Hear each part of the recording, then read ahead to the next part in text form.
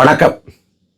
அதிமுகவை சேர்ந்த சட்டமன்ற உறுப்பினர்களை ஒவ்வொருத்தரா தூக்குறாரு விஜய். தாவேகாவோட தலைவர், தமிழ்நாட்டோட முதலமைச்சர் விஜய். மரகதம் குமரவேல் தொடங்கி இந்த பக்கம் விஜயபாஸ்கர் வரைக்கும் ஒவ்வொருத்தரா தூக்குறாரு. ஒவ்வொருத்தரும் சட்டமன்ற உறுப்பினர் பதவியை ராஜினாமா பண்ணிட்டு தாவேகாவில் ஐக்கியமாகறாங்க.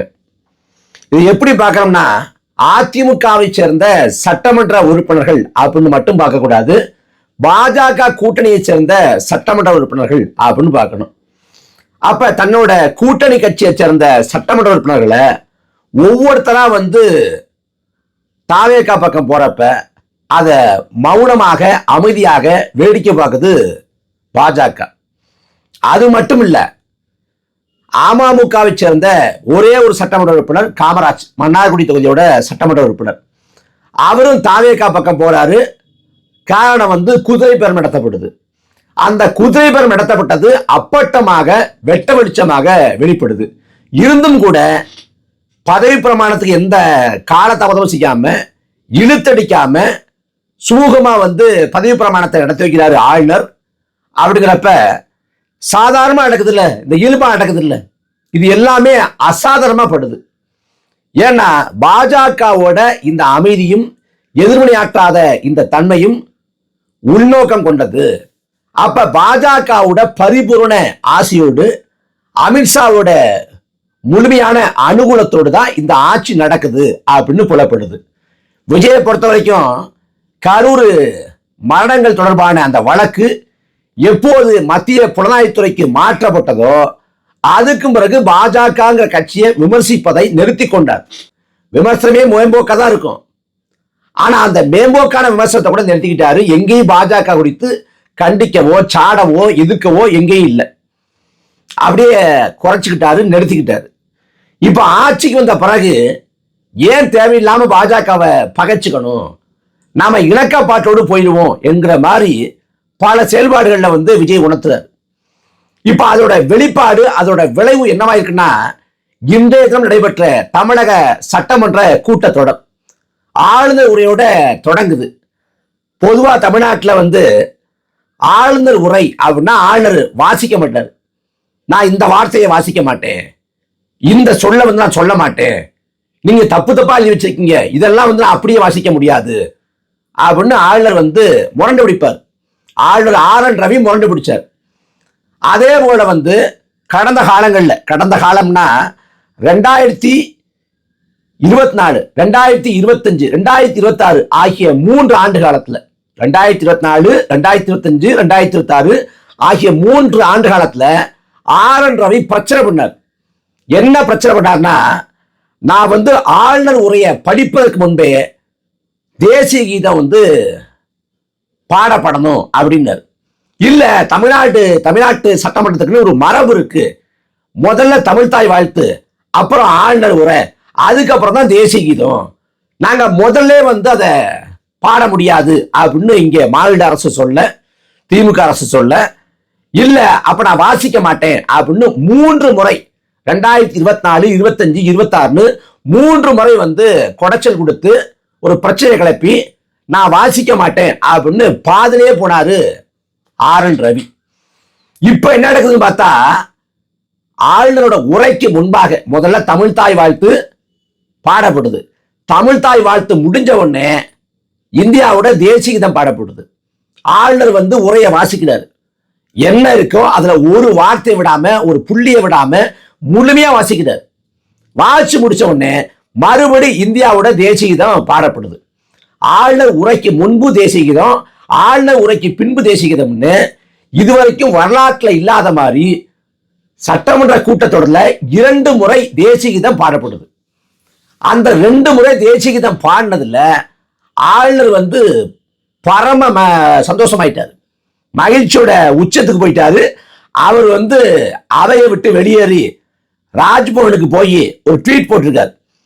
அந்த ட்வீட்ல சொல்றாரு, தமிழ்நாடு சட்டமன்றத்தில் புதிய உதயம் தோன்றிய நாள், தமிழ்நாடு சட்டமன்றத்தில் புதிய உதயம் தோன்றிய நாள், 2 முறை தேசிய கீதம் பாடப்பட்டது அப்படின்னு சொல்லி மகிழ்ச்சியை வெளிப்படுத்துறாரு. இது சரித்திர நிகழ்வு அப்படிங்கிறாரு. சரித்திர நிகழ்வு அப்படின்னு கொண்டாடுறாரு. எனக்கு ஏத்த மாதிரியே ஒரு முதலமைச்சர், எனக்கு ஏத்த மாதிரியே 2 முறை தேசிய கீதம் பாடுறாங்க, எனக்கு எந்த பிரச்சனையும் பண்ணல அப்படின்னா அப்படியே மகிழ்ச்சி அடைகிறாப்புல. ஆனா அருகாமையில கேரளாவில் வந்தே மாதரம் பாடணும் அப்படின்னாரு. யாரு? இதே ஆளுநர், கேரளாவுக்கு ஆளுநர்.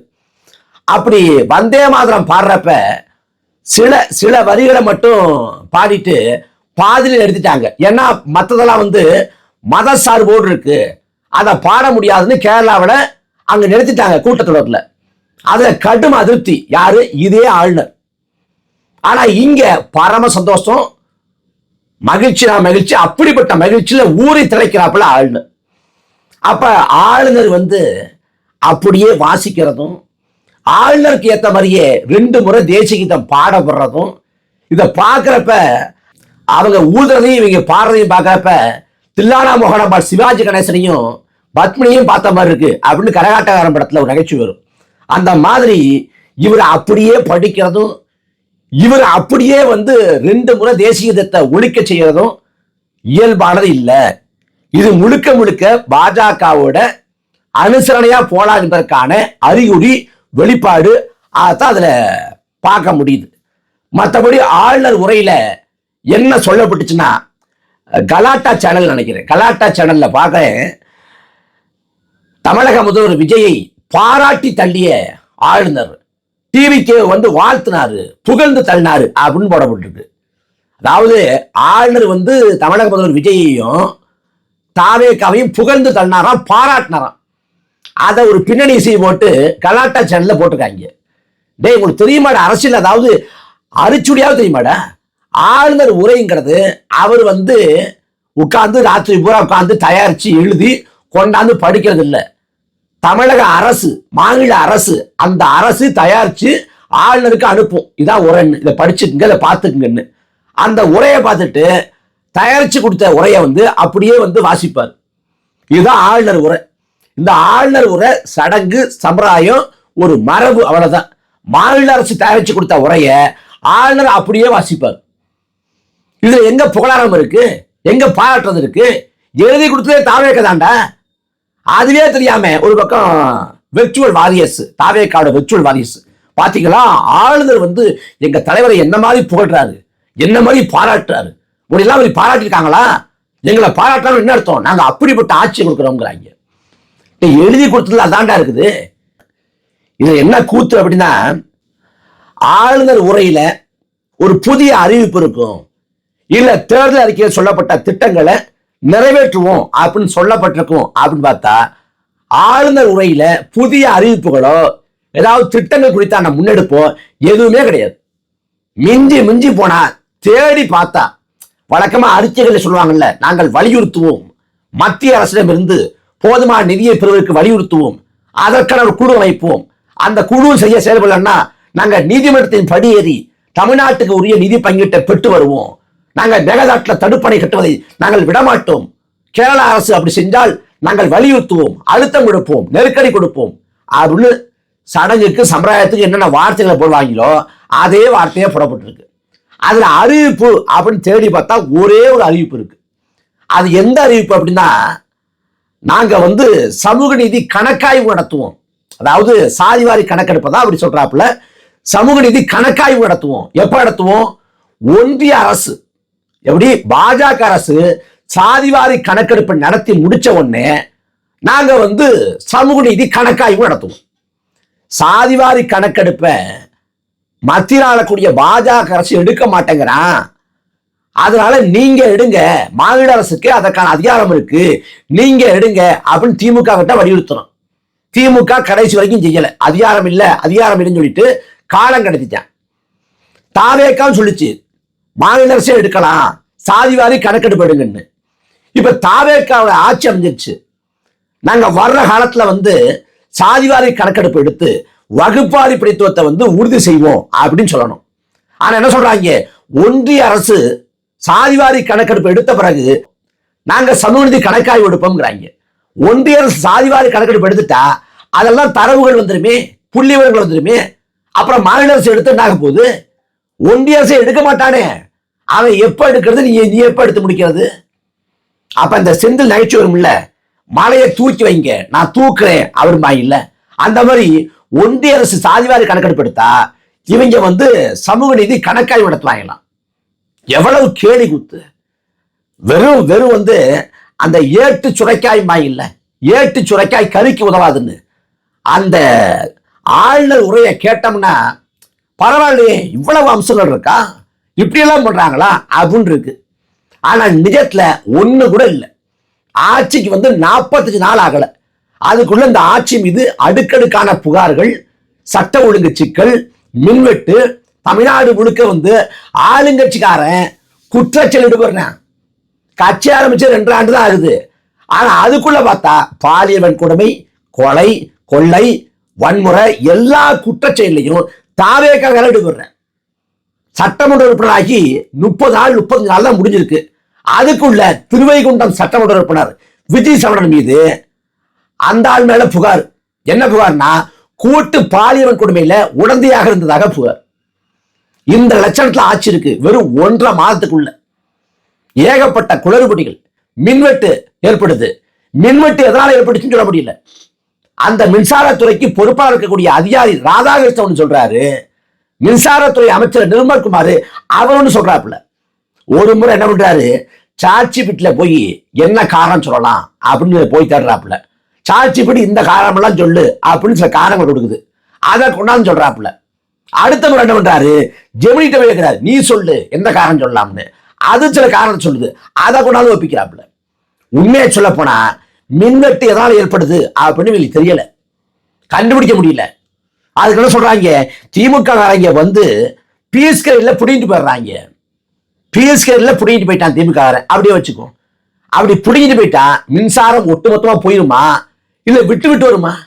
அது எப்படி 1 மணி நேரம் 2 மணி நேரத்துக்கு ஒரு தடவை விட்டு விட்டு வருது? அவன் புடிங்கிட்டு மாட்டிட்டே உட்காந்துக்கான அங்கேயே. இது என்ன மாதிரி நகைச்சுவை?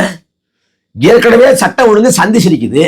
மின்சாரம் இல்லைன்னா அந்த கொலை செய்யறவன், கொள்ளை அடிக்கிறவன், வன்கொடுமை ஈடுபடுறவன் எல்லாருக்கும் வசதியா போகும். இன்னமும் கூடுதல் ஈடுபாட்டோடு செய்வேன். அப்ப அதை சரி பண்ணணுங்கிற நோக்கம் இல்லை, அக்கறை இல்லை. ஒவ்வொரு அமைச்சரும் ஒவ்வொரு சட்டமன்ற உறுப்பினரும் நாம என்ன பண்ணி ரீல்ஸ் போடலாம், ஆய்வு பண்ண கிளம்புறேன் அப்படின்னு கிளம்புறாங்க. இந்த முதல்வன் படத்துல ஒரு நாள் முதலமைச்சர் இருப்பார் அர்ஜுன். அவர் வந்து ஆய்வு பண்றேன் அப்படின்னு எல்லா இடத்துக்கும் போவார். ரேஷன் கடைக்கு போவாரு, அப்புறம் வந்து மக்கள்கிட்ட குறை கேட்பாரு. அதே மாதிரி இருக்காங்க. நான் ஆய்வு பண்றேன், ஆய்வு பண்றங்கிற பேர்ல போய் அங்க போய் ஏதாவது கேட்கறது. இந்த முறுக்கு வந்து இந்த தேதியெல்லாம் வந்து தயாரிச்சாங்கிறதுக்கு என்ன உறுதி இருக்கு, அதை சொல்லுங்க அப்படிங்கிறது. அந்த கடைக்காரன் பிரமிச்சு போறான், இப்படிப்பட்ட கேள்வி யாருமே கேட்டதில்லைன்ட்டு. இந்த முறுக்கு எப்ப தயாரிச்சாங்க அப்படின்னு அது எப்படி நம்ம நம்புறதுங்கிறாப்புல. ஒவ்வொரு சட்டமன்ற உறுப்பினரும் ஒவ்வொரு டைப்.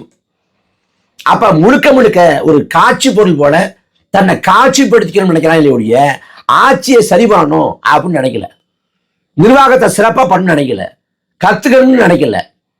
வெறும் பொய், எல்லாம் போலி பிம்பங்கள். அப்ப இந்த ஆட்சி எவ்வாறு இருக்கும்? ஒட்டு மொத்தமா அந்த ஆளுநர் உரை 30 நிமிஷத்துக்கு மேல வருது. அதுல கேட்டு பார்த்தா பல அறிக்கைகளை அப்படியே சேர்த்து ஒன்னா எழுதுற மாதிரி இருக்கு. மற்றபடி இந்த ஆட்சியில இப்போதைக்கு இந்த திட்டத்தை கொண்டு வருவோம், குறைந்தபட்சம் அவர் சொன்ன தேர்தல் அறிக்கை, அதை சொன்ன இந்த தாய்மாமன் தங்க மோதிரம் திட்டம், அண்ணன் சீர்திட்டம், அன்னக்குடி சூப்பர் 6 ஏதாவது ஒண்ண நாங்க அமலாக்கம் செய்வோம், 2500 ரூபாய் வந்து நாங்க மகளிருக்கு தருவோம், அல்லது வந்து பெண்களுக்கு இலவச பிறந்து ஏதாவது ஒண்ணு இருக்கான்னு பார்த்தா எதுவுமே இல்லை, எதுவுமே இல்லை. வெறும் வார்த்தைகளை வச்சு விளையாடி இருக்காங்க. நாங்க ஒண்ணும் செய்ய மாட்டோம், ஒன்னும் எதிர்பார்க்காத அப்படின்னு வார்த்தைகளை போட்டு கோர்த்து விளையாடி ஒண்ணும் இல்லை. நிறைவுல தெரிய வர்றது பாஜகவோட முழுக்க அனுசரையா போயிடுவாங்க. திமுக என்ன பண்ணுவான், பாஜகவை எதிர்த்து பேசுவான், கடுமையா எதிர்த்து பேசுவான். பாஜக ஒழிக. இது தமிழ்நாட்டில். டெல்லிக்கு போனா பாஜக எங்கள் ஸ்வீட் எனிமீஸ், பாஜக எங்கள் இனிமையான எதிரிகளும்பா. இங்க சொல்றது பாஜக அரசு வெள்ளத்துக்கு உரிய நிதியை தராம வண்டிக்கிறது. இது இங்க. டெல்லிக்கு டிஆர் பால் போவாப்புல. அங்க போறப்ப ஒரு நிதியமைச்சர் போய் ஒரு பேரிடற பார்வையிட்டதெல்லாம் பெரிய விஷயம். மத்திய அரசு வந்து மக்கள் மீது கரிசனத்தோடு இருக்கு. இது டெல்லியில. தமிழ்நாட்டில் ஒன்று பேசுவான், டெல்லியில ஒன்று பேசுவான். யாரு? திமுக. தமிழ்நாட்டில் அரசியலுக்காக பாஜக எதிர்ப்பது போல நாடகம் போடுவான். டெல்லிக்கு போனா பாஜகவோட காலில் முதல விடுவான். இது திமுக. ஆனா தாவேகா பொறுத்த வரைக்கும் அவன் என்னன்னா, டெல்லியில இல்ல இங்கே பாஜக காலில் விடுறேன். நான் பாஜக எதிர்த்து பேச மாட்டேன், பாஜக நான் எதுவும் செய்ய மாட்டேன், ஏன் பாஜக வந்து பான்னு கூட சொல்ல மாட்டேன் அப்படின்னு நிற்கிறாங்க. இப்ப இன்னைக்கு இந்த சட்டமன்ற கூட்டத்தொடர் தொடர்ன உடனே இந்த அவையில வாத பிரதிவாதங்கள் போகும். தமிழ்நாட்டோட முதலமைச்சர் அப்படியே திருச்சியில அந்த நன்றி தெரிவிப்பு கூட்டத்தில் எப்படி பேசினாப்பிள்ளையோ அதே போல ஆவேசமா பேசுவாரு, எதிர்கட்சிகளை தெரிவிக்க விடுவாரு. அப்படின்னு பார்த்தா விருப்பம் இல்லாம குழந்தைய பள்ளிக்கூடத்துக்கு அனுப்பி வச்சா அந்த குழந்தை பள்ளிக்கூடத்துல எப்படா விடுவாங்க, எப்படா வீட்டுக்கு போகலாம் அப்படின்னு வாசலை பார்த்துட்டு நிக்கும்ல, அதே மாதிரி இருக்காப்புல. எப்படா முடிப்பீங்க, முடிச்சு விட்டுங்கடா வீட்டுக்கு போகணுங்கிற மாதிரி உட்காந்துருக்காப்புல. இப்ப இன்னைக்கு எந்த வாத பிரதிவாதங்களும் இல்லாம முடிச்சுட்டாங்க. இன்னும் 3 நாள் இருக்கு. இந்த 3 நாள் கேள்வி பதில் பகுதி இருக்காதுங்கிறாங்க. ஆனா மேடல சொல்றது, நாங்கள் எது குறித்தும் வாதிக்க தயார், நீங்க கேள்வியை தொடுங்க, நாங்க பதில கொற்றம் பாருங்க அப்படிங்கிறது. ஆனா சட்டமன்றத்துல அடக்கி வாசிக்கிறது. இப்ப நாளைக்கு இறந்து போனவங்க, இறந்து போன தலைவர்கள், சட்டமன்ற உறுப்பினர்கள் அவங்களுக்கு இரங்கல் தெரிவிக்கும் நிகழ்வு, அதை தொடர்ந்து வாத பிரதிவாதங்கள் தொடங்கும் அப்படி எதிர்பார்க்கப்படுது. அதுக்கு பிறகு திங்கள் செவ்வாய் 2 நாள் இருக்கு. மொத்தமே ஒரு 3 நாள் தான் இருக்கு. கடைசியா 23ஆம் தேதி விஜய் பேசுவாரு அப்படின்னு சொல்லப்படுது. எப்படி எழுதி கொடுத்துருவாங்க, அதான் பேச போறாரு. மற்றபடி எதிர்கட்சிகள் வைக்கக்கூடிய விமர்சனங்களுக்கு பதில் சொல்றதுக்கு அதற்கு ஆற்றலோ அறிவோ கிடையாது விஜய்க்கு. அது ஊருக்கே தெரிஞ்சதுதான். அதனால சட்டமன்ற கூட்டத்தொடர் எப்படா முடியும்னு ஆவலோடு எதிர்நோக்கக்கூடிய ஆட்கள்ல விஜய் முதன்மையானவர். ரொம்ப ஆவலா காத்திருக்காப்புல. மற்றபடி இந்த ஆளுநர் உரையை பற்றி சொல்லணும்னா, ஒரு படத்துல சுந்தரராஜன் ஒரு தாளை கொடுப்பாரு. சாலையில போயிட்டு இருப்பாரு, ஒருத்தர் எதுக்க வருவாரு, ஒரு தாளை கொடுப்பாரு. அவர் தாளை வாங்கி பிரட்டி இப்படி இப்படி பார்ப்பாரு. உடனே சொல்லுவாரு, அதை ஒன்றும் இல்லை கீழே போட்டுருப்பாரு. அது மாதிரி கீழே போட்டுட்டு வேலையை பார்க்க வேண்டியதுதான். மற்றபடி ஆளுநர் உரையில ஒன்றும் இல்லை.